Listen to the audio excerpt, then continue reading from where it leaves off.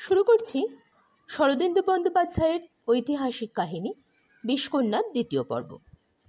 প্রথম পর্বে আমরা শুনেছি দাসী মরিকা ও মহারাজ চণ্ডের কন্যা উল্কা, যাকে রাজজ্যোতিষী জন্মলগ্নে বিষকন্যা আখ্যা দিয়েছিলেন, এবং রাজা চণ্ড, যাকে মাতাসহ হত্যার আদেশ দিয়েছিলেন, সে পালিত হচ্ছিল মহারাজ চণ্ডের আরেকজন মৃত্যুদণ্ডাজ্ঞাপ্রাপ্ত মন্ত্রী শিবমিশ্রের কাছে, লিচ্ছবি দেশে।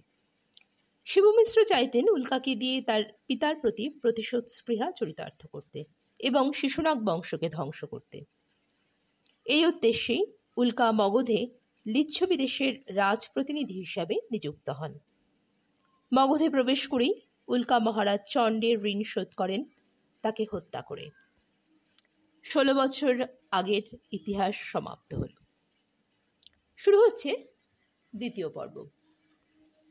মদন মহোৎসবের পূর্বেই এবার গ্রীষ্মের আবির্ভাব হইয়াছে। বিজিগীষু নিদাঘের জয় পতাকা বহিয়া যেন অশোক, কিংসুক, কৃষ্ণচূড়া দিক দিগন্তে ছড়াইয়া পড়িয়াছে।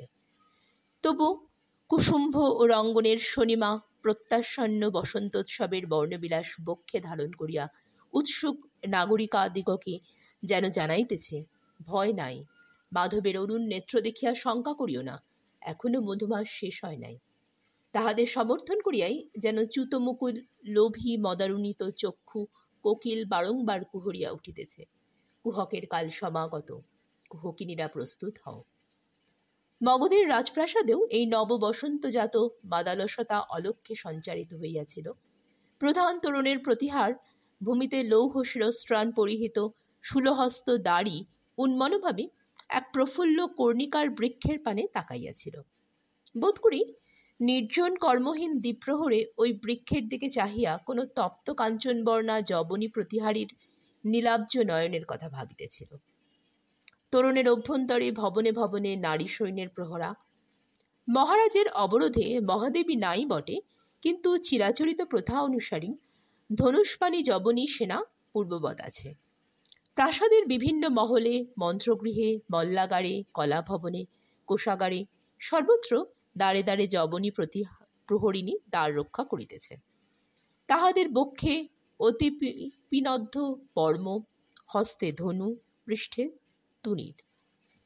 শনিবার মধ্যস্থ মন্থর গতিতে তাহারা দ্বার সম্মুখে পাদচারণ করিতেছে, কখনো অলস উৎসুক নেত্রে অলিন্দের বাইরে সুদূর দৃষ্টি প্রেরণ করিতেছে।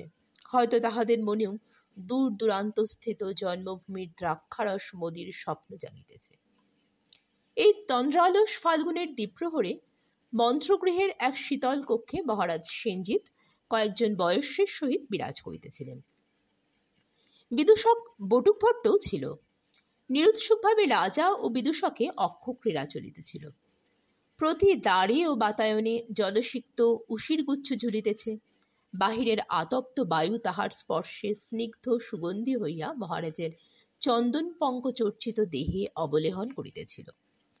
একজন বয়স্য অদূরে বসিয়া সপ্তস্বরার তন্ত্রী হইতে অতি মৃদুভাবে বসন্ত রাগের ব্যঞ্জনা পরিস্ফুট করার চেষ্টা করিতেছিলেন।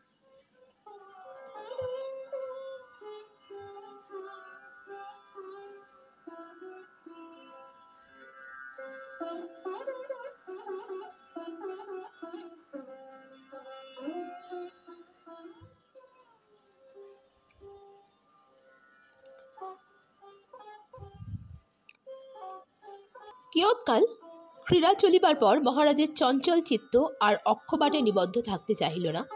তিনি এদিক ওদিক চাহিতে লাগিলেন। বাদ্যরত বয়স্য বসন্তের সহিত পঞ্চম মিশাইয়া ফেলিতেছিল। রাজা তাহার ভ্রম সংশোধন করিয়া দিলেন। শেষে অক্ষ ফেলিয়া পার্শ্বস্থিত কপিত্থ সুরভিত তক্রের পাত্র নিঃশেষপূর্বক উঠিয়া দাঁড়াইলেন। জিজ্ঞাসা করিলেন, বসন্তোৎসবের আর বিলম্ব কত? বটুকভট্টের আকৃতি ও কণ্ঠস্বর পূর্ববৎ আছে, শুধু মস্তক শীর্ষে গ্রন্থি ধৃত কেশগুচ্ছ একটু পাকিতে আরম্ভ করিয়াছে। সে অক্ষক্রীড়ায় জিতিতেছিল। মহারাজের পেশল দেহকান্তির দিকে এক ক্রুদ্ধ কটাক্ষপাত করিয়া বলিল, মদনের সহিত যাহার মৌখিক পরিচয় পর্যন্ত নাই, সে বসন্তোৎসবের সংবাদ জানিয়া কি করিবে? বিল্লফল পাকিল কিনা জানিয়া পরভৃতের কি নাম। মহারাজ হাসিলেন। হাসিলে মহারাজকে বড় সুন্দর দেখাইত। তাহার তরুণ মুখের সদা স্ফূর্ত হাসিতে যেন অন্তরের নিরভিমান অনাড়ম্বর সরলতা প্রতিবিম্বিত হইত। তিনি সকৌতুকে বলিলেন, বটুক, আমাকে কাক বলিলে না কোকিল বলিলে? বটুক ভট্ট বলিল, মহারাজের যেটা অভিরুচি স্বীকার করিয়া লইতে পারেন। মহারাজ বলিলেন, তবে কোকিলই স্বীকার করিলাম। কোকিল অতি গুণবান পক্ষী। দোষের মধ্যে সে কাকের নীড়ে ডিম্ব প্রসব করে। বটুক বলিল, এ বিষয়ে মহারাজ অপেক্ষা কোকিল শ্রেষ্ঠ। স্মিত মুখে সেনজিৎ প্রশ্ন করলেন, কিসে? কোকিল তো তবু পরগৃহে বংশ রক্ষা করে মহারাজ, এ বিষয়ে তো মহারাজ সম্পূর্ণ উদাসীন। মহারাজের মুখ ঈষৎ বিষণ্ণ ভাব ধারণ করিল। তিনি ক্ষণকাল নীরব থাকিয়া বলিলেন, দেখো বটুক, তোমাকে একটা গোপনীয় কথা বলি। নারী জাতিকে আমি বড় ভয় করি। এজন্যই বসন্তোৎসবের সময় আমার প্রাণে আতঙ্ক উপস্থিত হয়। নারী জাতি এ সময় অত্যন্ত দুর্দমনীয় হইয়া ওঠে। বটুক ভট্ট বিষণ্ণভাবে শির নাড়িয়া বলিল, সে কথা সত্য। এ সময় স্ত্রী জাতি তাহাদের সমস্ত অস্ত্রশস্ত্র শানিত করিয়া পুরুষের প্রতি ধাবিত হয়। আমার গৃহিণীর 7টি সন্তান, বয়সেরও ইয়ত্তা নাই, কিন্তু কয়েকদিন হইতে লক্ষ্য করিতেছি তিনি আমার প্রতি তীক্ষ্ণ কটাক্ষ নিক্ষেপ করিতেছেন। হাস্যগোপন করিয়া মহারাজ বলিলেন, বড় ভয়ানক কথা বটুক। তবে আর তোমার গৃহে গিয়া কাজ নাই। আমার অন্তঃপুর শূন্য আছে। তুমি এইখানেই কদিন নিরাপদে যাপন করো। এই বয়সে গৃহিণীর কটাক্ষবান খাইলে আর প্রাণে বাঁচিবে না। বটুক ভক্তের মুখ অধিকতর বিষণ্ণ হইল। সে বলিল, তা হয় না মহারাজ। এই বসন্তকালে দেশশুদ্ধ কোকিল পরগৃহে ডিম্ব উৎপাদন করিবার জন্য ঘুরিয়া বেড়াইতেছে। এখন গৃহত্যাগ করিলে আবার অন্য বিপদ আসিয়া পড়িবে। বয়সেরা সকৌতুকে উভয়ের রসোক্তি বিনিময় শুনিতেছিল। বটুকের কথার ভঙ্গিতে সকলে হাসিয়া উঠিল। একজন বয়স্য বলিল, মহারাজ, বটুক ভট্ট অকারণে আপনাকে নারী জাতি সম্বন্ধে বিতৃষ্ণ করিয়া তুলিতেছে। আমি অপরোক্ষ অভিজ্ঞতা হইতে বলিতে পারি, নারী জাতি, বিশেষত সুন্দরী ও যৌবনবতী নারী অবহেলার বস্তু নয়, পুরুষ মাত্রেরই সাধনযোগ্যা। কণ্টকী ফলের মতো বাহিরে দুষ্প্রর্ধা হইলেও অন্তরে তাহারা অতি কোমল ও সুস্বাদু। মহারাজ বলিলেন, নারী জাতি তাহা হইলে কণ্টকী ফলের সহিত তুলনীয়। ইহাই তোমার মত? হ্যাঁ মহারাজ, একমাত্র ভোক্তাই এই ফলের রসজ্ঞ। দূর হইতে যে ব্যক্তি কেবল নিরীক্ষণ করিয়াছে, তাহার কাছে ইহার রস অব্যক্ত। বটুক, তোমার কি অভিমত? বটুক গম্ভীরভাবে বলিল, আমার অভিমত, নারী জাতি একমাত্র বিল্ল ফলের সহিত তুলনীয়। যে ক্ষৌরিত চিকুর হতভাগ্য একবার বিল্লতলে গিয়াছে, সে আর দ্বিতীয়বার যাইবে না। এইরূপ রঙ্গপরিহাসে কিছুকাল অতীত হইবার পর একজন বয়স্য রাজাকে জিজ্ঞাসা করিল, মহারাজ, সত্যি বলুন, স্ত্রী জাতির প্রতি আপনার বিরাগ কি জন্য? বিশেষ কোনো কারণ আছে কি? মহারাজ ঈষৎ গম্ভীর হইয়া বলিলেন, রুচির অভাবই প্রধান কারণ। যদি এ কারণ যথেষ্ট মনে না করো, তবে বলতে পারি, এই নারী জাতি পুরুষের সুখ স্বাচ্ছন্দ্যের হন্তারক। ভাবিয়া দেখো শ্রীরামচন্দ্রের কথা, স্মরণ করো কুরু পাণ্ডবের কাহিনী। যে ব্যক্তি সুখের অভিলাষী, সে সকল দৃষ্টান্ত দেখিয়া নারী জাতিকে দূরেই রাখিবে। বয়স্য বলিল, কিন্তু মহারাজ, বংশধর? সেনজিৎ সহসা শিহরিয়া উঠিলেন। তাহার মুখ হইতে পরিহাসের সমস্ত চিহ্ন লুপ্ত হইল। ক্ষণকাল স্তব্ধ থাকিয়া তিনি বলিলেন, বংশধর? ভানুমিত্র শিশুনাগ বংশে বংশধরের কথা চিন্তা করিতে তোমার ভয় হয় না? শুনিয়াছি শিশুনাগ বংশে আর কেহ জীবিত নাই। আমার ঐকান্তিক কামনা, আমার সঙ্গে যেন এই অভিশপ্ত বংশ লুপ্ত হয়। বয়স্য সকলে অধমুখে নীরব রহিল। একটি প্রতিবাদ বাক্য কাহারও মুখে জোগাইল না। কিয়ৎকাল নীরবে কাটিল। তারপর সহসা এই কুণ্ঠিত নীরবতা ভেদ করিয়া মন্ত্রগৃহের প্রতিহার ভূমিতে দ্রুত ছন্দে পটহ বাজিয়া উঠিল। বিস্মিতভাবে ভ্রু তুলিয়া রাজা বলিলেন, এ সময়ে পটহ কেন? বটুক, কে আসিল দেখো। বলিও, আমি এখন বিশ্রাম করিতেছি, কল্ল প্রভাতে সভায় সাক্ষাৎ হইবে। মহারাজ সাধারণত কোনো দর্শন প্রার্থীকে ফিরাইতেন না, কিন্তু আজ উল্লিখিত আলোচনার পর তাহার মনের প্রসন্নতা নষ্ট হইয়া গিয়াছিল। বটুক ভট্ট প্রস্থান করিল। সেনজিৎ ঈষৎ কুঞ্চিত ললাটে বাতায়নের সম্মুখে গিয়া দাঁড়াইলেন। অল্পক্ষণ পরেই বটুক ভট্ট সবেগে প্রায় মুক্তকচ্ছ অবস্থায় কক্ষে পুনঃপ্রবেশ করিয়া একেবারে মহারাজের পদমূলে বসিয়া পড়িয়া হাঁপাইতে লাগিল। মহারাজ বলিলেন, বটুক, কি হইল? বটুক উন্মুক্ত বক্ত্রপথে যেন ঘন ঘন নিঃশ্বাস ত্যাগ করিতে করিতে বলিল, মহারাজ, যজ্ঞবল প্রদর্শন করিয়াছি। তাহা তো দেখিতেছি, কিন্তু পলাইয়া আসিলে কেন? কে আসিয়াছে? ঠিক বলিতে পারি না, বোধ হয় দিব্যাঙ্গনা। সে কি স্ত্রীলোক? কদাচ নয়, উর্বশী হইলেও হইতে পারে, নচেত নিশ্চয় তিলোত্তমা। কিন্তু বক্ষে কুঞ্চুলে নাই, তৎপরিবর্তে লৌহ জালিক। মহারাজ, পলায়ন করুন। মহারাজ কিংকর্তব্যে বিমূঢ় হইয়া বয়স্যদের দিকে চাহিলেন। তাহার 3 বৎসরব্যাপী রাজ্যকালে এরূপ কাণ্ড কখনো ঘটে নাই। তিনি বলিলেন, নারী আমার নিকট কি চায়? এ সময় যবনী প্রতিহারী প্রবেশ করিয়া জানাইল যে বৈশালী হতে এক নারী রাজকার্য উপলক্ষে মহারাজের সাক্ষাৎ প্রার্থিনী। মহারাজ ক্ষণেক স্তম্ভিত থাকিয়া ক্ষীণ কণ্ঠে বললেন, লইয়া এসো। প্রতিহারী নিষ্ক্রান্ত হইয়া গেল। পরক্ষণেই চারিদিকে রূপ লাবণ্যের স্ফুলিঙ্গ বিকীর্ণ করিয়া উল্কা কক্ষে প্রবেশ করিল। মহারাজ সেনজিৎ দ্বারের দিকে চাহিয়া দাঁড়াইয়াছিলেন। উল্কা প্রবেশ করিতেই উভয়ের চোখাচোখি হইল। 5 গুণিতে যত সময় লাগে, উল্কা ও সেনজিৎ ততক্ষণ পরস্পরের চোখের ভিতর চাহিয়া রহিলেন। উল্কার চোখে গোপন উৎকণ্ঠা, মহারাজের নয়নে প্রচ্ছন্ন বিস্ময়। তারপর দুজনেই চক্ষু ফিরাইয়া লইলেন। মহারাজ সেনজিৎ ভূমির দিকে চাহিয়া ধীরে ধীরে বলিলেন, ভদ্রে, শুনিলাম তুমি বৈশালী হইতে আসিতেছ। তোমার কি প্রয়োজন? উল্কার ওষ্ঠাধর বিভক্ত হইয়া দংশন পংক্তি ঈষৎ দেখা গেল। সে গ্রীবা বাঁকাইয়া মহারাজের দিকে একটু অধীরভাবে তাকাইল। বলিল, আমি পরম ভট্টারক শ্রী মহারাজ সেনজিতের দর্শন প্রার্থিনী। তাহার নিকটেই আমার প্রয়োজন নিবেদন করিব। আমি সেনজিৎ। মহারাজ ক্ষমা করুন। উল্কার বিস্ময়োৎফুল্ল নেত্র ক্ষণেকের জন্য অর্ধ নিমিলিত হইয়া আসিল। তারপর সে 2 পদ অগ্রসর হইয়া মহারাজের পদপ্রান্তে নতজন হইয়া বসিল। যুক্ত কর্পুট ললাটে স্পর্শ করিয়া সসম্ভ্রমে প্রণাম করিল। মহারাজ অস্ফুটভাবে কালোচিত সম্ভাষণ করিলেন। তখন উল্কা নিজ অঙ্গত্রাণের ভিতর হইতে যতুমুদ্রা লাঞ্ছিত পত্র বাহির করিয়া মহারাজের হস্তে দিল। যতুমুদ্রা ভাঙিয়া সেনজিৎ পত্র পড়িতে লাগিলেন।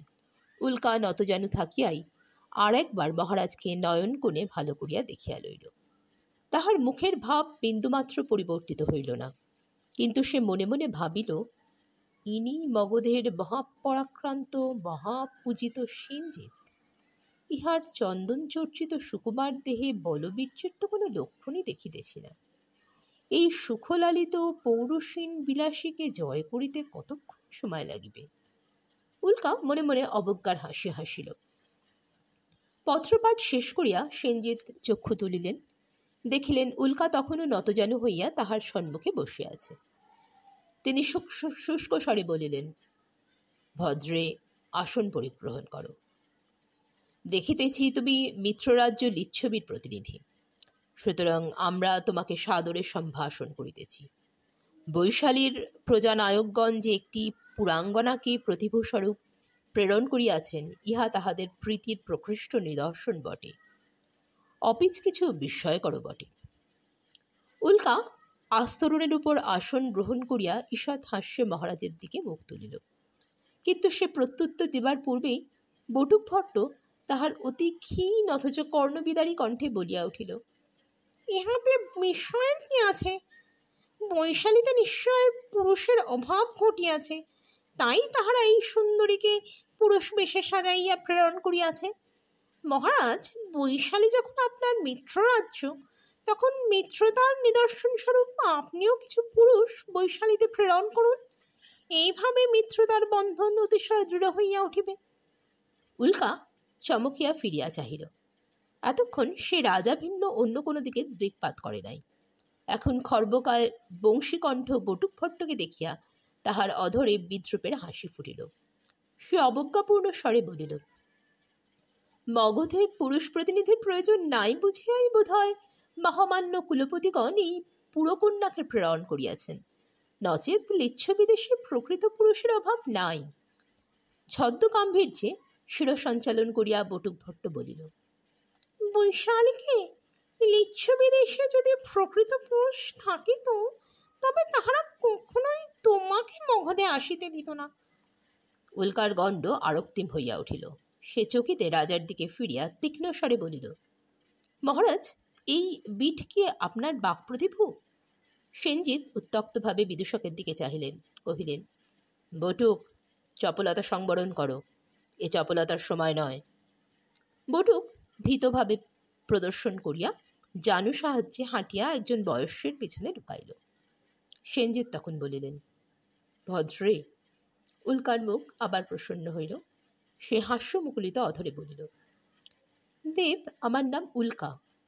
বটুক ভট্ট অন্তরাল হইতে আতঙ্কের অভিনয় করিয়া মৃদু স্বরে বলিল, উহ। সেনজিৎ একবার সেদিকে দৃষ্টিপাত করিয়া গম্ভীর মুখে বলিলেন, ভালো। উল্কা, পুনর্বার তোমাকে স্বাগত সম্ভাষণ জানাইতেছি। বৈশালী রাষ্ট্রের মিত্রতার চিহ্ন নারী বা পুরুষ যে মূর্তিতেই আগমন করুক, আমাদের সমাদরের সামগ্রী। কল্ল হইতে সভায় অন্যান্য মিত্রগণের মধ্যে তোমার আসন নির্দিষ্ট হইবে। উল্কা অকপট নেত্রে চাহিয়া বলিল, সভায় নিত্য নিয়ত উপস্থিত থাকা কি আমার অবশ্য কর্তব্য? রাজকীয় সভার শিষ্টতা আমি কিছুই জানি না, এই আমার প্রথম দৌত। বলিয়া একটু লজ্জিতভাবে হাসিল। সেনজিৎ বলিলেন, সভায় উপস্থিত থাকা না থাকা পাত্রমিত্রের প্রয়োজন এবং অভিরুচির উপর নির্ভর করে। তুমি ইচ্ছে করিলে না আসিতে পারো। উল্কা শুধু বলিল, ভালো মহারাজ। উক্তরূপ কথোপকথন হইতে প্রতীয়মান হইবে যে মহারাজ সেনজিৎ রাজকার্যে অমাত্যদের হাতে অর্পণ করিলেও নিজে একান্ত অপটু ছিলেন না। অতঃপর তিনি বলিলেন, বহু দূর পথ অতিক্রম করিয়া তুমি ও তোমার পরিজন নিশ্চয় ক্লান্ত, সুতরাং সর্বাগ্রে তোমাদের বিশ্রামের প্রয়োজন। কিন্তু পূর্বাহ্নের সময় না থাকায় তোমার সমুচিত আবাসগৃহের ব্যবস্থা হইতে পায় নাই। এইরূপ ক্ষেত্রে বটুক ভট্ট উঁকি মারিয়া বলিল, কেন? মহারাজের অন্তঃপুর তো শূন্য আছে, সেখানেই অতিথি সৎকারের ব্যবস্থা হোক না। মহারাজ রুষ্ট মুখে তাকাইলেন, কিন্তু উল্কার চোখে গোপন বিজলি খেলিয়া গেল। সে ভ্রুভঙ্গ করিয়া মহারাজের দিকে মুখ তুলিল। মহারাজের অন্তঃপুর শূন্য? তবে কি মহারাজ অকৃততার? অপ্রসন্ন ললাটে সেনজিৎ নীরব রহিলেন। কেবল বটুক ভট্ট সশব্দ দীর্ঘ নিঃশ্বাস মোচন করিল। উল্কা তখন বলিল, মহারাজ, সত্যিই আমরা পথশ্রান্ত। যদি আপনার অপ্রীতিকর না হয় তবে অবরোধেই আশ্রয় লইতে পারি। আমি নারী, সুতরাং অবরোধে মহারাজের আশ্রয়াধীনে থাকাই আমার পক্ষে সুষ্ঠু হইবে। ভ্রুবদ্ধ ললাটে মহারাজ কিছুক্ষণ চিন্তা করিলেন, তারপর বিরস্বরে বলিলেন, ভালো, আপাতত অন্তঃপুরেই বাস করো।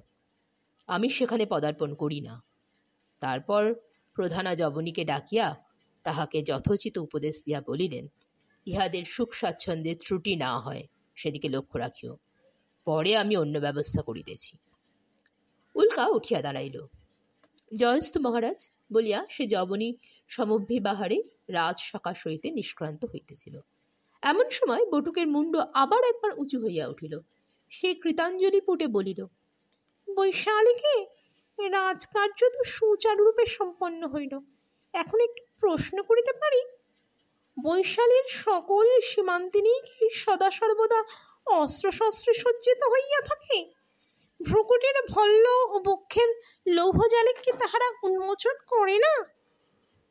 প্রস্থানোদ্যতা উল্কা ফিরিয়া দাঁড়াইল, অনুচ্চস্বরে বলিল, তোমার মতো কিমপুরুষ দেখিলে বৈশালীর নারীরা অস্ত্র ত্যাগ করে, বলিয়া ক্ষিপ্র হস্তে জবনীর তুনির হইতে একটি তীর তুলিয়া লইয়া নিক্ষেপ করিল। বটুক ভট্ট আর্তনাদ করিয়া উঠিল। ও! তীর তাহার মস্তক শীর্ষস্থ কুণ্ডলীকৃত কেশকলাপের মধ্যে প্রবেশ করিল। উল্কা চকিত চপল নেত্রে একবার সেনজিতের মুখের দিকে চাহিয়া হাস্যবিম্বিত রক্তাধরে কৌতুক বিচ্ছুরিত করিতে করিতে প্রস্থান করিল। তীর জটা হইতে বাহির করিবার জন্য বটুক টানাটানি করিতে লাগিল। মহারাজ তার ভঙ্গি দেখিয়া হাসিয়া ফেলিলেন, বলিলেন, তোমার প্রগলভতার উপযুক্ত শাস্তি হইয়াছে।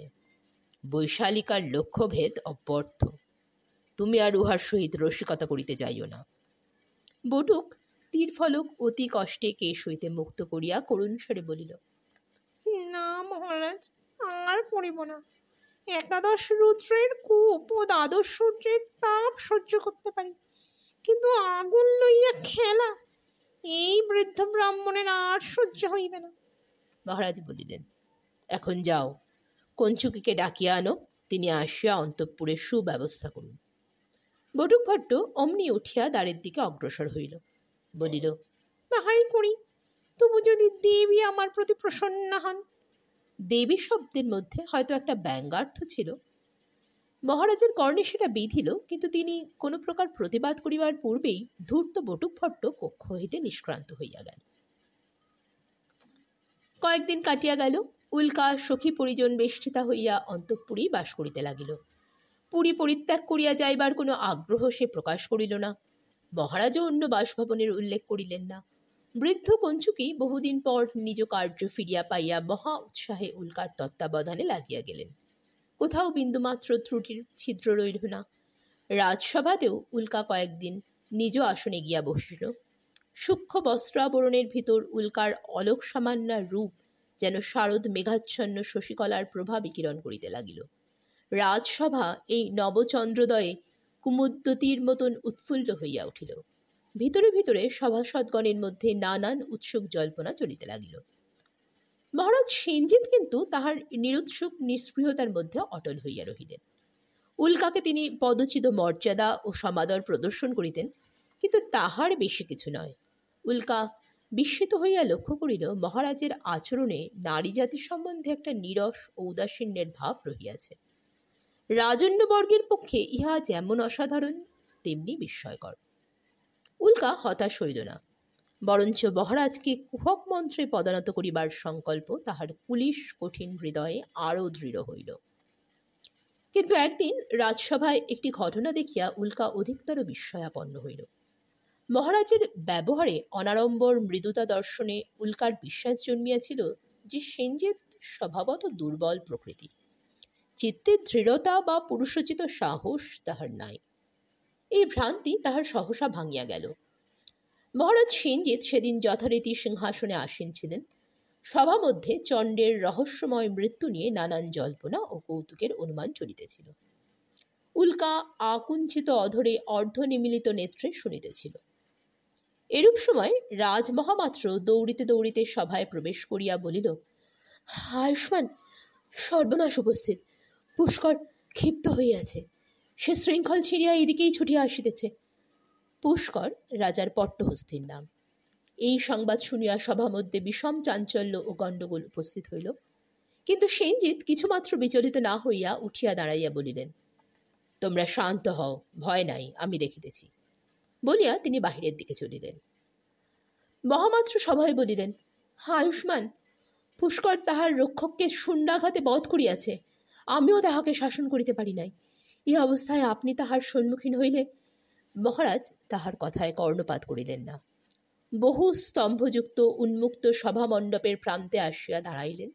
সঙ্গে সঙ্গে উদ্যতশুণ্ড প্রকাণ্ড উন্মত্ত হস্তি বৃংহিত ধ্বনি করিতে করিতে তাহার সম্মুখে আসিয়া উপস্থিত হইল। হস্তির গণ্ড হইতে মদ বাড়ি খড়িত হইতেছে। চরণে ছিন্ন শৃঙ্খল, ক্ষুদ্র চক্ষুর্দয় কষায় বর্ণ ধারণ করিয়া ঘূর্ণিত হইতেছে। এই দৃশ্য দেখিয়া সভাসদগণ কাষ্ঠপুত্তলির ন্যায় হতগতি হইয়া দাঁড়াইয়া রহিল। উল্কাও নিজেও আসনে উঠিয়া দাঁড়াইয়াছিল। সে বিস্ফারিত নয়নে স্পন্দিত বক্ষে চাহিয়া রহিল, কাহারও মুখে বাক্য সরিল না। সেনজিৎ সভা চত্বর হইতে অবতরণ করিয়া হস্তির আরও নিকটবর্তী হইলেন। মদস্রাবী মাতঙ্গ প্রহার উদ্দামে শুণ্ড ঊর্ধ্বে তুলিল। তখন সেই রুদ্ধশ্বাস নীরবতার মধ্যে সেনজিৎ মৃদু ভৎসনার সুরে বলিলেন, পুষ্কর, পুষ্কর।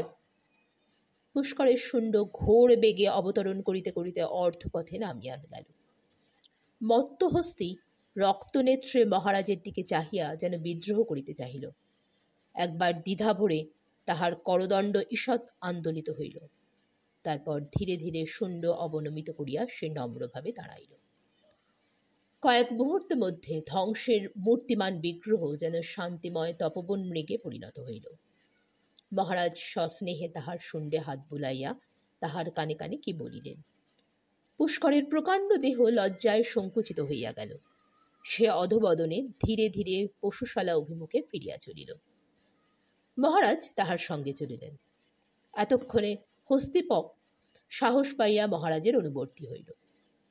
এই ঘটনা উল্কার মনে গভীর রেখাপাত করিল। শত্রুর শক্তি সম্বন্ধে অন্ধ থাকিতে নাই। উল্কাও মহারাজ সম্বন্ধে সতর্ক ও অবহিত হইয়া তাহাকে জালবদ্ধ করিবার উপায় চিন্তা করিতে লাগিল।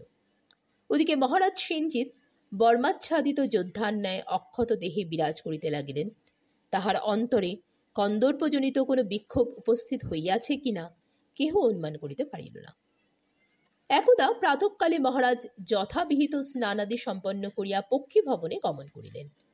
পক্ষীপালন মহারাজের অতি প্রিয় বসন। বহুজাতীয় বিহঙ্গ তাহার পক্ষীশালায় নিরন্তর কলরব করিত। তিনি প্রত্যহ প্রাতে স্বহস্তে তাহাদিগকে আহার করাইতেন। একটি শুক স্বর্ণদণ্ডের উপর বসিয়াছিল। সেনজিৎ তাহার নিকট যাইতেই সে ডানা ঝটপট করিয়া উড়িয়া গেল। তাহার চরণের সুবর্ণ শৃঙ্খল কোনো উপায়ে কাটিয়া গিয়াছিল। মহারাজ দেখিলেন শুক উড়িয়া অন্তঃপুর সংলগ্ন উপবনের এক আমলকি বৃক্ষের শাখায় গিয়া বসিল। এই শুক মহারাজের অতি আদরের পক্ষী। বহুকাল শৃঙ্খলাবদ্ধ থাকিয়া ভালো উড়িতেও পারে না। তাহাকে ধরিবার জন্য কি করা যায় মহারাজ চিন্তা করিতেছেন। এমন সময় তিলক পুণ্ডরক চিত্তিত ললাটে বটুক ভট্ট আসিয়া স্বস্তি বাচন করিল। তাহাকে দেখিয়া মহারাজ বলিলেন, ভালোই হইল বটুক, আমার শুক পাখিটা উড়িয়া গিয়া অন্তঃপুরে ওই আমলকি বৃক্ষে বসিয়াছে। তুমি যাও, উহাকে ধরিয়া আনো। উদ্যান পালিকাকে বলিলেই সে ধরিয়া দিবে। বটুক ভট্টের চক্ষু গোলাকৃতি হইল। সে বলিল, রাজার আদেশ অলঙ্ঘনীয়, কিন্তু অনাহতভাবে রাজ অবরোধে প্রবেশ করা কি উচিত হইবে? লোকে যদি নিন্দা করে? নিন্দে করবে না, তুমি যাও। বটুক অতিশয় গম্ভীর মুখে বলিল, অকলঙ্ক চরিত্র ব্রাহ্মণ সন্তানকে সর্বদাই সাবধানে থাকিতে হয়। মহারাজ শ্লেষ করিয়া বলিলেন, এত ভয় কিসের? তখন সত্য কথা বাহির হইয়া পড়িল। বটুক কম্পিত স্বরে বলিল, যদি আবার তীর ছড়ে? মহারাজ হাসিয়া উঠিলেন, ভয় নাই, রসিকতার চেষ্টা করিও না, তাহা হইলে আর কোনো বিপদ ঘটিবে না। ক্ষুব্ধ স্বরে বটুক বলিল, যাইতেই হইবে। তাহার কাতর ভাব দেখিয়া মহারাজ স্মিত মুখে ঘাড় নাড়িয়া বলিলেন, হ্যাঁ। সশব্দ দীর্ঘ নিঃশ্বাস মোচনপূর্বক বটুক অনিচ্ছা মন্থর পদে অন্তঃপুরের দিকে চলিল। মহারাজকে শুনাইতে শুনাইতে গেল, এই জন্যেই প্রজারা মাৎসন্যায় করে, সামান্য একটা পক্ষীর জন্যে। কয়েক পথ গিয়া বটুক আবার ফিরিয়া আসিল। বলিল, মহারাজ, আমি বলি, আপনিও আমার সঙ্গে চলুন না। দুজন থাকিলে বিপদাপদে পরস্পরকে রক্ষা করিতে পারিব। মহারাজ হাসিতে লাগিলেন, বলিলেন, মূর্খ, আমি যদি যাইব তবে তোমাকে পাঠাইতেছি কেন? বটুক ভট্ট তখন জোর করে করুণ বচনে বলিল, মহারাজ, ক্ষমা করুন, আমাকে একাকে পাঠাইবেন না। ওই বিদেশিনী যুবতীটিকে আমি বড়ই ভয় করি। মহারাজের স্মিত মুখে ক্ষণকালের জন্য ঈষৎ ভাবান্তর দৃষ্ট হইল। তিনি যেন বিমনা হইয়া কি ভাবিলেন। তারপর বাহিরে দৃঢ়তা অবলম্বন করিয়া বলিলেন, না, তুমি একাকী যাও, আমি যাইব না। এবার বটুকভট্ট প্রতিশোধ লইল। রাজার বাক্য ফিরাইয়া দিয়া বলিল, কেন? আপনার এত ভয় কিসে? রুষ্ট বিস্ময়ে মহারাজ বলিলেন, ভয়? আমি কি তোমার মতো শিখা সর্বস্ব ব্রাহ্মণ? বটুক উত্তর দিল না, শুধু মিটিমিটি চাহিতে লাগিল। তখন মহারাজ অধীরভাবে বলিলেন, ভালো, একাকে যাইতে ভয় পাও? চলো, আমি রক্ষক হিসাবে যাইতেছি। নারী ভয়ে ভীত ব্রাহ্মণকে রক্ষা করাও সম্ভবত রাজধর্ম। রাজা অগ্রবর্তী হইয়া অন্তঃপুর অভিমুখে চলিলেন। যাইতে যাইতে বটুকভট্টের কণ্ঠ হইতে একবার একটা অবরুদ্ধ হাসির শব্দ বাহির হইল। রাজা সন্দিগ্ধভাবে তাহার দিকে ফিরিলেন, কিন্তু বটুকভট্টের মুখে দুর্জয় গাম্ভীর্য ভিন্ন আর কিছুই দেখিতে পাইলেন না। সংকীর্ণ পরিখার ভিতর হইতে অনুচ্চ প্রাকার বেষ্টনী, তন্মধ্যে রাজ অবরোধের চক্রাকৃতি বিস্তীর্ণ ভূমি, ভূমির কেন্দ্রস্থলে সৌধ, চতুর্দিকে নানা বৃক্ষলতা শোভিত উপবন। উদ্যানে প্রবেশপূর্বক কয়েক পথ গমন করিবার পর মহারাজ সেনজিতের গতি ক্রমশ শ্লথ হইয়া শেষে থামিয়া গেল। যে আমলকি বৃক্ষটা তাহার লক্ষ্য ছিল, তাহার অনতি দূরে এক পুষ্পিত রক্ত কুরুবকের ছায়ায় তাহার দৃষ্টি আকৃষ্ট হইল। তিনি দেখিলেন সদ্য স্নাতা উল্কা একাকিনী বৃক্ষতলে দাঁড়াইয়া কর্ণে কুরুবক কোড়কের অবতংশ পড়িতেছে। তাহার কটিতটে চম্পকবর্ণ সূক্ষ্ম কার্পাস বস্ত্র, বক্ষে কাশ্মীর রঞ্জিত নিচল, উত্তরীয় নাই। দর্পণের ন্যায় ললাটে কুমকুম তিলক, চরণ প্রান্তে লাক্ষারাগ, সিক্ত আবেনিবদ্ধ কুন্তল ভার পৃষ্ঠে বিলম্বিত হইয়া যেন এই সন্মোহিনী প্রতিমার পটভূমিকা রচনা করিয়াছে। মহারাজের উত্তরীয় আকর্ষণ করিয়া উত্তেজিত নিম্নস্বরে বটুকভট্ট বলিল, মহারাজ, দেখুন দেখুন, সাক্ষাৎ কন্দর্পের জয়শ্রী বক্ষতলে আবির্ভূতা হইয়াছে। হে কন্দর্পারি, এই দুরন্ত বসন্তকালে তুমি আমাদের রক্ষা করো। পরিপূর্ণ নারী বেশে মহারাজ ইতিপূর্বে উল্কাকে দেখেন নাই, আজ প্রথম দেখিলেন। উল্কা যখনই প্রকাশ্যে বাহির হইয়াছে, নারীসুলভ প্রসাধন বর্জন করিয়া দৃপ্ত যোদ্ধৃ বেশে দেখা দিয়েছে। তাই আজ তাহার সুকুমার নারীমূর্তি যেন দর্শকের চিত্তে বিপ্লবের সৃষ্টি করিয়া দিল। উল্কাও দূর হইতে মহারাজকে দেখিতে পাইয়াছিল। সে রিমঝিম মঞ্জির বাজাইয়া অঙ্গ সঞ্চালনের লাবণ্যে তরঙ্গ তুলিয়া সেই দিকেই অগ্রসর হইল। জঘন ভার মন্থর মাদালস গতি যেন প্রতি পদক্ষেপে ভাঙিয়া ভাঙিয়া পড়িতেছে।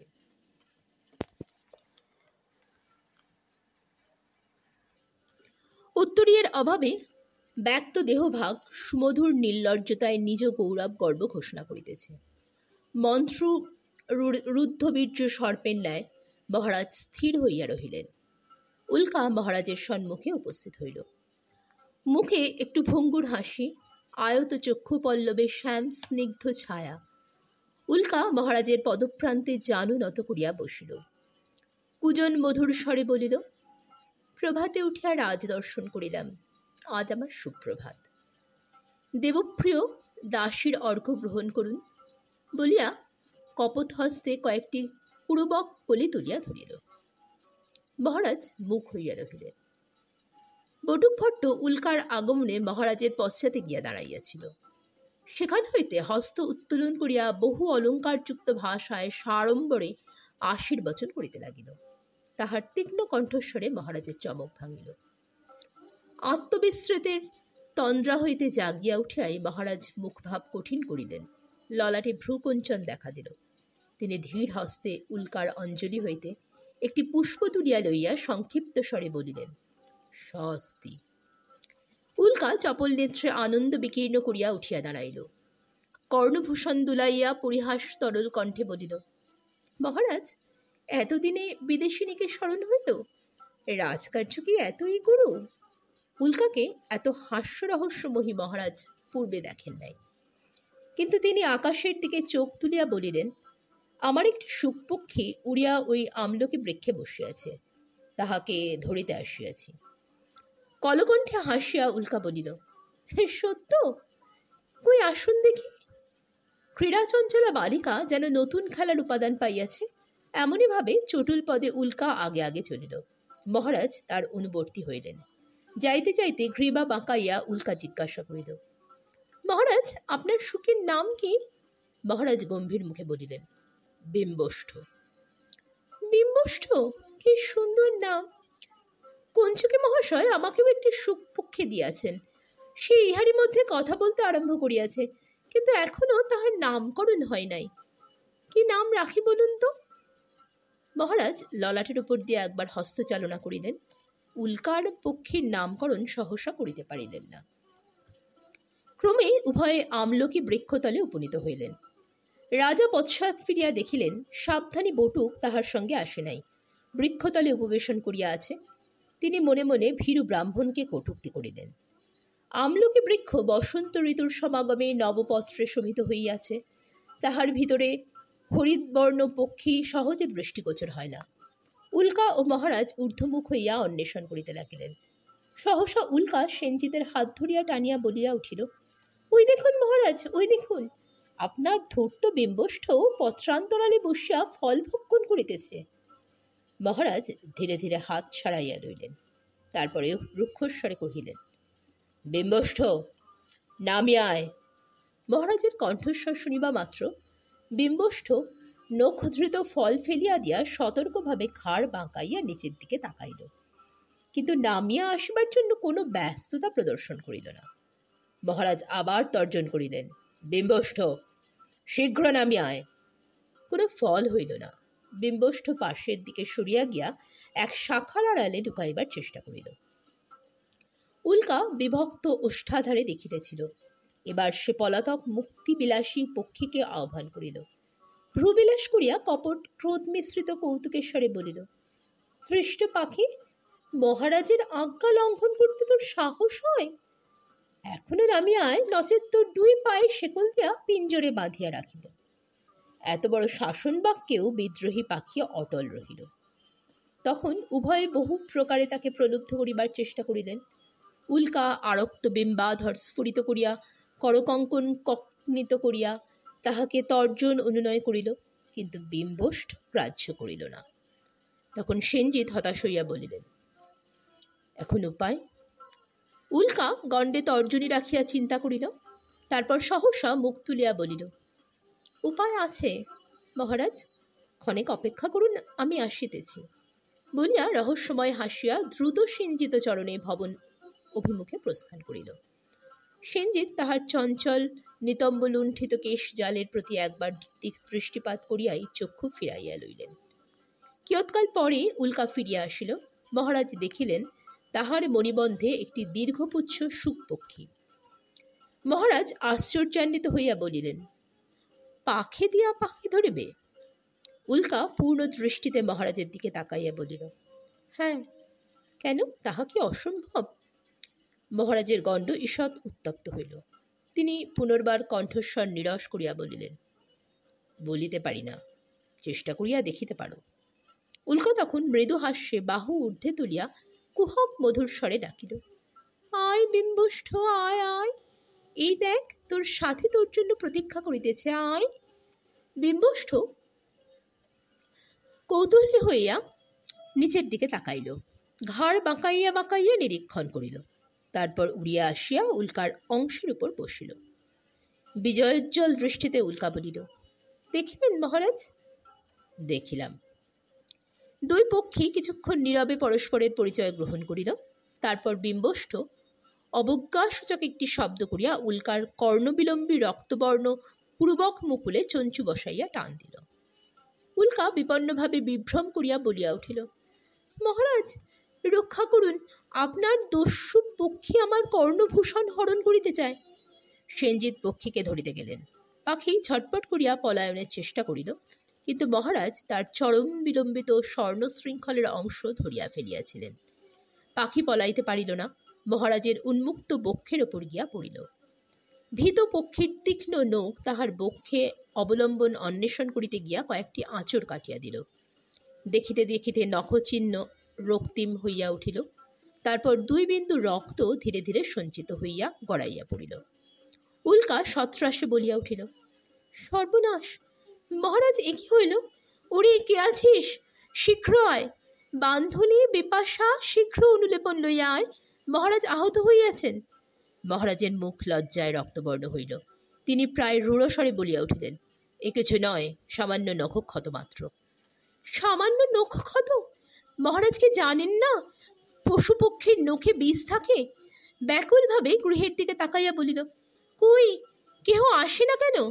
বিলম্বে বিষ যে দেহে প্রবেশ করিবে, বান্ধলে সুজাতা। মহারাজ আবার আরক্ত মুখে আপত্তি করিলেন। তখন উল্কা হঠাৎ যেন পথ খুঁজিয়া পাইয়া বলিয়া উঠিল, মহারাজ, আপনি স্থির হইয়া দাঁড়ান, আমি বিষ নিষ্কাশন করিয়া লইতেছি। উল্কার উদ্দেশ্য মহারাজ সম্পূর্ণ হৃদয়ঙ্গম করিবার পূর্বেই সে মহারাজের একেবারে নিকটে গিয়া দাঁড়াইল।